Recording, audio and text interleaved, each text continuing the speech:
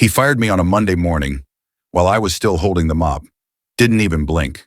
Just said, "We're downsizing, Mr. Davis. You're no longer needed." The interns froze. No one dared to speak. I stood there in that same hallway where I'd once watched him cry after his first day. Broke, scared, and ready to quit. Yeah, the same kid I used to cover for. The same one I used to slip lunch money to, pretending it was extra change.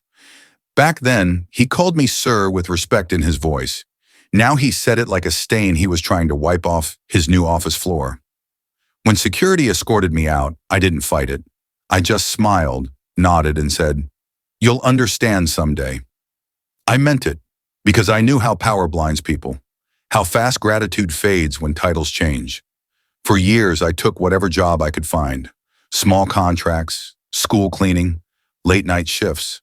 Sometimes I'd pass by that same building and see his name shining on the door like it owned the sky. And I'd whisper, "Keep shining, son. Don't forget what light costs." Then one evening, I got a letter. No logo, no sender. Just my name in shaky handwriting. It said, "Sir, if you can forgive me, I want to make things right.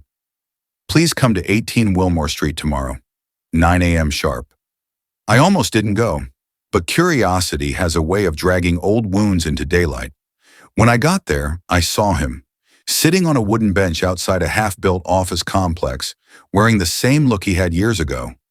Lost.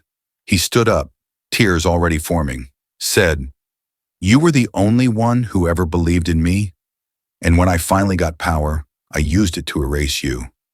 I lost everything, sir. My job, my friends, my peace. Now I'm rebuilding, and I want to start with you." He handed me an envelope. Inside was a contract, senior maintenance head of his new firm, double the pay, full respect. Then he said, "This company was built from every mistake I made, and you're the first name on it." I didn't sign immediately. I just looked at him, not as a boss, not as a failure, but as a man who finally saw the weight of kindness. And I told him, "You don't owe me a job, son. You owe me a promise that you'll never forget where you came from again." He nodded, crying openly now. And for the first time in years, I saw the boy I once helped, not the man who fired me. That's the thing about kindness. It doesn't vanish when betrayed. It just waits quietly for redemption to grow old enough to understand. You might miss out on our next interesting stories if you are not following us.